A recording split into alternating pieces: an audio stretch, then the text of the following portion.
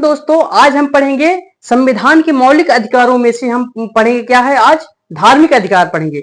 मौलिक अधिकार संविधान में कितने प्रकार के दिए गए हैं? 6 प्रकार के अधिकार दिए गए हैं। वो थोड़े से हम शॉर्ट में उसको बता दें कौन कौन से अधिकार। समानता का अधिकार, स्वतंत्रता का अधिकार, शोषण के विरुद्ध अधिकार 3 हुए, चौथा धार्मिक अधिकार, फिर अल्प शिक्षक संस्कृति शिक्षा का अधिकार, और फिर क्या हमारा संवैधानिक उपचारों का अधिकार। कितने प्रकार के हो गए? 6 प्रकार के हो गए। लेकिन आज हम बात करेंगे संविधान के धार्मिक अधिकार की। जो संविधान के जो धार्मिक अधिकार, मौलिक अधिकारों में एक धार्मिक अधिकार है जो हमारे धर्म को मानने की आजादी, जो हम आज इतने शौक से अपने धर्म का प्रचार प्रसार कर लेते हैं, मंदिर मस्जिद बना लेते हैं, इसके बारे में सब कुछ हम देखेंगे कि संविधान हमें क्या क्या आजादी देता है और क्या क्या प्रतिबंध लगाता है। ठीक है, तो आइए हम देखते हैं। देखिए धार्मिक अधिकार क्या है। अनुच्छेद 25 से लेके 28 तक, अनुच्छेद 25 से लेके 28 तक ये अधिकार आपको दिए गए हैं। इसमें मानने की आजादी, मंदिर बनाने की आजादी, क्या क्या आजादी है, इसके बारे में सब कुछ हम आइए देख रहे हैं। ठीक है, तो पहला क्या है हमारा अनुच्छेद 25। अनुच्छेद 25 क्या कहता है संविधान का? सभी व्यक्तियों को, सभी व्यक्ति अपने अपने धर्म का क्या कर सकते हैं? मान सकते हैं, आस्था रख सकते हैं अपने धर्म में, प्रचार प्रसार कर सकते हैं अपने धर्म की, और आज ये सब कर रहे हैं। एक किसकी देन है? संविधान की देन है। ठीक है, क्या करेंगे? अपने धर्म को मान सकते हैं, वो मानते हैं, आस्था रखते हैं कि हम मूर्ति पूजा करें, हम मंत्र उच्चारण करें, ये सब क्या है? संविधान आजादी देता है। वो प्रचार प्रसार करें, चौंका लगा के प्रचार करें, बाजा लगा के प्रचार करें, ये क्या है? आजादी देता है संविधान। सभी धर्म वालों को आजादी देता है संविधान।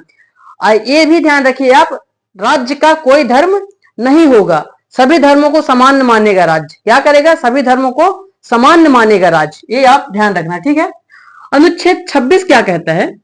अनुच्छेद 26 क्या कहता है हमारा? धर्म के जो क्या है, धर्म है, धर्म के जो लोग हैं, जो उनको मानने वाले लोग हैं, वो अपने संस्था का स्थापना कर सकते हैं। जैसे संस्था क्या है? कोई मंदिर बना सकता है अपने धर्म, जैसे हिंदू वाले मस्जिद मंदिर बना सकते हैं, मुस्लिम समुदाय मस्जिद बना सकते हैं। ये क्या है? सब आजादी देता है, संविधान आजादी देता है। कोई गुरुद्वारा बना सकता है, जो जिसका धर्म है वो अपने धर्म को मान सकते हैं। ये कौन देता है? संविधान आजादी हमें देता है, ये ध्यान रखिए। लेकिन आजकल कुछ भड़काऊ भाषण देके, कुछ अपने धर्म गुरु जो हो जाते हैं, भड़काऊ भाषण देके क्या कर लेते हैं कि लोगों में गुमराह डाल देते हैं, लोगों के बीच आपस में मतभेद डाल देते हैं और एक दूसरे का सम्मान नहीं करते हैं। स्वामी विवेकानंद जी ने कहा है, भले वो हिंदू धर्म के हैं और बहुत विख्यात व्यक्ति हैं, लेकिन उन्होंने क्या कहा है कि जब तक हिंदू सभी धर्मों का सम्मान नहीं करेगा, तब तक क्या है, वो हिंदू एक राष्ट्र नहीं बनेगा। जब तक सम्मान सभी धर्मों का नहीं होगा, तब तक एक हिंदू राष्ट्र नहीं घोषित हो सकता है। और देख रहे हैं हिंदू धर्म में ही कितनी कुरीतियां हैं। ये इसके बारे में प्रतिबंध क्या है, इसके बारे में हम आगे देखेंगे। ठीक है, तो अब फिर अनुच्छेद 27 क्या कहता है हमारा? अनुच्छेद 27 कहता है किसी भी व्यक्ति को, कोई भी व्यक्ति है, भले चाहे वो हिंदू धर्म का हो, चाहे मुस्लिम धर्म का है, चाहे कोई भी व्यक्ति है, मान लीजिए मैं हिंदू धर्म का हूं, मेरे को कोई भी हिंदू धर्म के लोग हो, चाहे किसी भी धर्म के लोग हो, कोई भी हमको कर देने को, यानी कि पैसा देने के लिए कोई बाध्य नहीं करेगा। मेरा मन होगा तो मैं चढ़ावा चढ़ाऊंगा, मेरा मन नहीं है तो मैं चढ़ावा नहीं चढ़ाऊंगा। इसमें कोई नहीं कह सकता कि आप पैसा क्यों नहीं दिए हो, आप चंदा क्यों नहीं दिए हो, वो मेरी मर्जी, चाहे मैं दूं चाहे ना दूं। ये क्या है? कोई फोर्स बल करके ये चंदा नहीं दिलवा सकता है, कि कोई किसी से पैसा जबरदस्ती नहीं रखवा सकता है, ये आप ध्यान रखिए। ठीक है, और क्या है इसमें? कर न देने की, जैसे कर नहीं दिया। राज्य क्या है? जो संपत्ति होती है, जो चढ़ावा आता है, इसमें क्या है? राज्य टैक्स नहीं लेता है। जैसे मान लीजिए कोई मंदिर मस्जिद में चढ़ावा आता है, तो इसमें राज्य टैक्स नहीं लेता है, लेकिन उसकी सुरक्षा करता है, उसकी सुरक्षा करता है। ठीक है, ध्यान रखिए आप। अनुच्छेद 28 की बात करते हैं, तो अनुच्छेद 28 क्या कहता है हमारा? किसी भी सरकारी संस्थान में, जो शासन द्वारा चलाए गए सरकारी शिक्षा संस्थान होते हैं, वहां चाहे विद्यालय है, चाहे महाविद्यालय हो, चाहे कॉलेज हो, चाहे कोई भी हो, वहां सरकारी स्कूल में धार्मिक शिक्षा नहीं दी जाएगी। किसी एक विशेष धर्म की धार्मिक शिक्षा नहीं दी जाएगी। हाँ, वो हो सकता है कि आपके सिलेबस में यदि कोई धार्मिक इंक्लूड है, सिलेबस में अध्याय इंक्लूड है, तो आप उसको पढ़ सकते हैं। लेकिन आप इसके साथ ये भी आप ध्यान रखिए, धार्मिक शिक्षा किसी सरकारी संस्थान में नहीं दी जाएगी, लेकिन कब दी जा सकती है? जब बहुमत के आधार पे धार्मिक शिक्षा भी दिया जा सकता है। जैसे आजकल कॉलेजों में क्या है, कॉलेज में क्या है कि जैसे सभी वर्ग के लोग पढ़ते हैं, हिंदू मुस्लिम सिख ईसाई सब पढ़ते हैं। लेकिन अब कोई कहे कि सर आपने तो ये बताया कि सरकारी जो संस्थान है, सरकारी कॉलेज है, वहां आप गणेश जी रख लेते हैं, तो उसमें क्या है कि जब बहुल संख्या हो जाती है, बहुमत होता है, उसमें बहुमत पास होता है, जब बहुमत लोग हो जाते हैं तो उसमें आप खोल सकते हैं। यदि मुस्लिम व्यक्ति भी है, मुस्लिम जैसे अलीगढ़ यूनिवर्सिटी, उसमें क्या मुस्लिम की जनसंख्या ज्यादा है तो अपने मुस्लिम त्योहार भी मनाते हैं। ये क्या है, बहुमत के आधार पर किया जाता है। ठीक है, ये आप ध्यान रखिए। अब प्रतिबंध की बात करते हैं। संविधान तो हमें आजादी इतनी सारी देता है, लेकिन प्रतिबंध भी कुछ लगाता है कि भाई मनमाना अपने काम न करो। जो आज बाबा हैं जो भड़काऊ भाषण दे देते हैं, या कि कुछ कह देते हैं कि आप थाली बजाओ, या कि लोटा बचाओ, या कि कोई सफेद कलर का लड्डू चढ़ाओ तुम्हारे मोक्ष मिल जाएगा, ये सब बहकावे में नहीं जाना है। ये हमें क्या सुप्रीम कोर्ट ने कुछ दिशा निर्देश दिए हैं कि आप इसी रास्ते में जाओ, और इनमें जो फालतू को भाषण देते हैं उसमें भी एक प्रतिबंध लगाते हैं। ठीक है, देखते हैं कैसे। जैसे प्रतिबंध लगाया गया है जो धार्मिक है, सभी धर्मों के लिए प्रतिबंध लगाया। कैसे? जैसे राज्य सभी धर्म को समान मानेगा। जो राज्य है, जो सरकार है, वो सभी धर्मों को समान मानेगी। किसी भी धर्म को विशेष नहीं, ये नहीं कि मैं उसको ज्यादा पैसा दे दूं और उसका ज्यादा सेवा करूं, उस धर्म की ज्यादा संरक्षण करूं। राज्य की नजर में सभी धर्म समान होंगे, कोई छोटा बड़ा ऊंचा नीचा कोई धर्म उसके आगे नहीं है, ये ध्यान रखिए। दूसरा क्या है, धर्म में सभी धर्मों में थोड़ा बहुत कुछ कुरीतियां होती हैं, उस कुरीतियों को दूर करने के लिए हमारे सुप्रीम कोर्ट ने संसद एक्ट बना के सुप्रीम कोर्ट को मतलब नियम कानून बनाए। ठीक है, कि जैसे क्या है, सभी धर्मों में होता है, कुछ कुरीतियां होती हैं। जैसे कि मान लीजिए यहाँ बात कर रहे हैं धार्मिक रूढ़िवादियां, जैसे हलाला आप सुने होंगे। कुछ बहुत लोग कह देते हैं, जो मुस्लिम समुदाय में होता है ये हलाला एक बहुत गंदी प्रक्रिया है, लेकिन इसको प्रतिबंध लगा दिया गया है, सुप्रीम कोर्ट द्वारा प्रतिबंध लगा दिया गया है। इसमें क्या है कि महिलाओं के साथ दुराचार होता था, तो महिलाओं को संरक्षण देने के लिए क्या है, एक हलाला में प्रतिबंध लगा दिया गया। हलाला की वीडियो मैं एक बना दिया हूं अपने यूट्यूब में, मेरे डरी है, वो आप देख सकते हैं हलाला क्या है।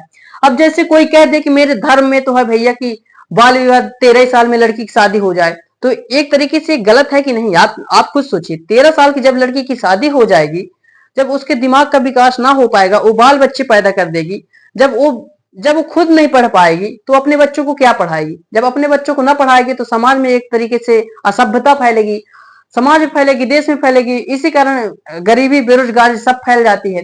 तो ये क्या है, इसमें प्रतिबंध लगाता है। जैसे क्या, फिर पशु बलि। अब कोई धर्म वाला कह दे कि नहीं भैया, मेरे धर्म में तो किसी की जान ले लो तभी हमारी देवी खुश होगी, ऐसे कुछ कह दें।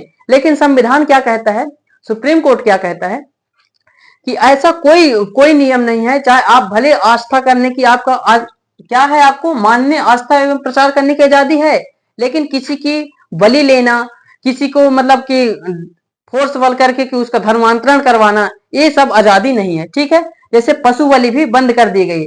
जैसे कहा जाता है कि हिंदू धर्म में कहा जाता है कि जैसे कि कुछ देवी देवता हैं कि उसको मुर्गा ही चाहिए कि बकरा ही चाहिए। अब पहले यदि हम प्राचीन काल की बात करते हैं, पहले मानव बलि चलती थी। क्या थी? मानव बलि चला करती थी, कि जैसे कि व्यक्तियों को ही काट दिया जाता था, यहां से काट दिया जाता था व्यक्तियों को ही, और उसी में से कहते थे कि मेरी देवी खुश हो गई, मेरे देवता खुश हो गए। इतनी कुरीतियां थी, लेकिन इन कुरीतियों को दूर करने के लिए सुप्रीम कोर्ट क्या किया है, कुछ नियम कानून बनाया। ठीक है, अब जैसे क्या है, किसी भी व्यक्ति को, ये भी प्रतिबंध है, क्या है, किसी भी व्यक्ति को धर्मांतरण नहीं कराया जाएगा, जबरदस्ती धर्मांतरण नहीं कराया जाएगा। आज जो देखते हैं, जो हिंदू धर्म में सबसे ज्यादा, हिंदू धर्म को छोड़कर यहाँ वहां भागने लगे हैं लोग। यहाँ वहां कोई ईसाई में जा रहा है, कोई बौद्ध में जा रहा है, कोई जैन में जा रहा है, कोई मुस्लिम में जा रहा है। इसका कारण क्या है? कारण तो क्या है कि एक आपस में ही भेदभाव है, आपस में हिंदू धर्म में इतना भेदभाव है कि वो जो जिसके साथ भेदभाव होता आया है, अब वो उब चुका है कि भैया अब हमें नहीं रहना, उसको साथ में समानता नहीं लाते कभी। महिला शिक्षा का हमेशा सभी धर्मों ने विरोध किया है। महिला शिक्षा का सभी धर्मों ने विरोध किया है। यहाँ तक कि बौद्ध धर्म में भी पहले महिलाओं का विरोध किया गया, लेकिन फिर गौतम बुद्ध ने फिर उनको शिक्षा दीक्षा दी। ठीक है, सभी धर्मों में महिलाओं को शिक्षा का विरोध किया है, ये आप ध्यान रखिए। किस आधार पे धर्मांतरण नहीं किया जा सकता? जैसे कोई आपको लालच दे कि आओ मेरे धर्म में आ जाओ, पैसा दूंगा मैं तुम्हें, ऐसे कोई कराता है तो उसके ऊपर केस हो जाएगा। कोई कपट करके या कि कोई लोभ दे के कि आओ भैया हमारे धर्म में मैं तुम्हें बंगला दे दूंगा, ऐसा मैं तुम्हें राजा बना दूंगा, इस तरह की यदि कोई लोभ देके आपको धर्मांतरण कराता है तो आप उसके ऊपर केस कर सकते हैं। ठीक है, ये आप ध्यान रखिएगा। ठीक है, और आगे देखते हैं हम। जैसे इसमें मैंने क्या बताया, अनुच्छेद 25 में मानने की आजादी है, आस्था की आजादी है और प्रचार प्रसार की आजादी है। ये सब आजादी है। ये कितने हैं? आजादी है, लेकिन कुछ प्रतिबंध भी लगाता है। देखिए आज ये जो धर्म है, ऐसे ऐसे बाबा उत्पन्न हुए हैं, ऐसे ऐसे मौलवी उत्पन्न हुए हैं, ऐसे ऐसे पादरी उत्पन्न हुए हैं जो अपने देश की समस्या का समाधान नहीं कर पा रहे हैं, अपने देश की समस्या का समाधान नहीं कर पा रहे हैं। और ये कहते हैं कि विश्व गुरु हैं, विश्व में पंचम लहराएंगे। भैया यदि हम मानते हैं कि ठीक है इतनी दिव्य शक्ति है आपके पास, तो अपने भारत में जो बेरोजगारी है, गरीबी है, भूखमरी है, इसको क्यों नहीं दूर करते हो आप? आपका देश है, आपका देश है। चाइना के बराबर ला दो ना भाई, अपने साथ में चाइना के बराबर ला दो ना अपने देश को। क्यों, कहाँ चले जाते हो?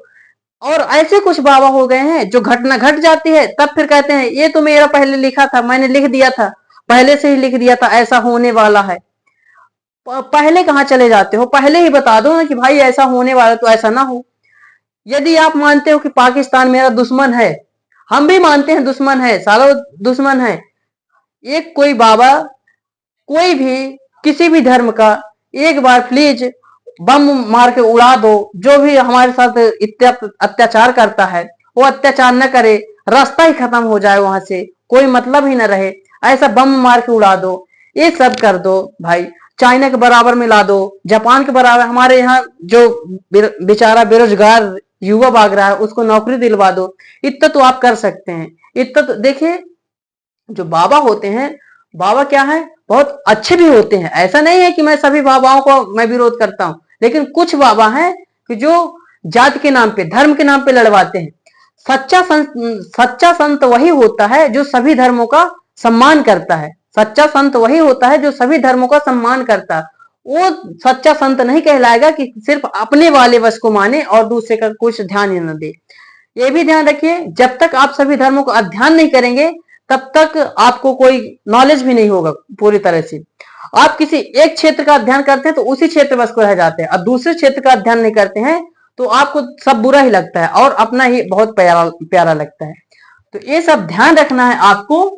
ये जो मैंने अधिकार बताए हैं और ये जो प्रतिबंध भी बताए हैं, दोनों को साथ में ध्यान रखना है। ठीक है, लेकिन आज का युवा क्या है, धर्म के नाम पे मारा जा रहा है। युवा हो चाहे कोई भी हो, जाति के नाम पे, धर्म के नाम पे मारा। आज का युवा ऐसा है, धर्म के पीछे ऐसा पागल हो गया है कि यदि उसके घर में रोटी भले नहीं है खाने को, लेकिन कह दे कोई कि चलो धर्म की रैली है, धर्म को बचाना है, तो पहले कूद के जाता है, पहले कूद के जाता है। और ये भी है, पहले कूद के जाता है वो, चाहे उसके घर में भले चाहे चूल्हा जले चाहे न जले।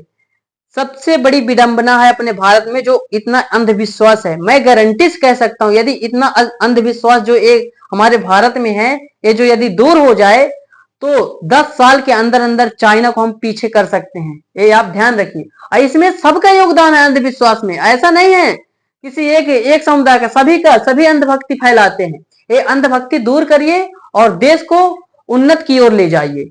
ठीक है, तो दोस्तों आज के लिए इतना ही, और आगे प्रवचन सुनाते जाएंगे हम जो है, और आगे वीडियो बनाएंगे हम। आप सपोर्ट करते रहिए। आज के लिए इतना ही, धन्यवाद।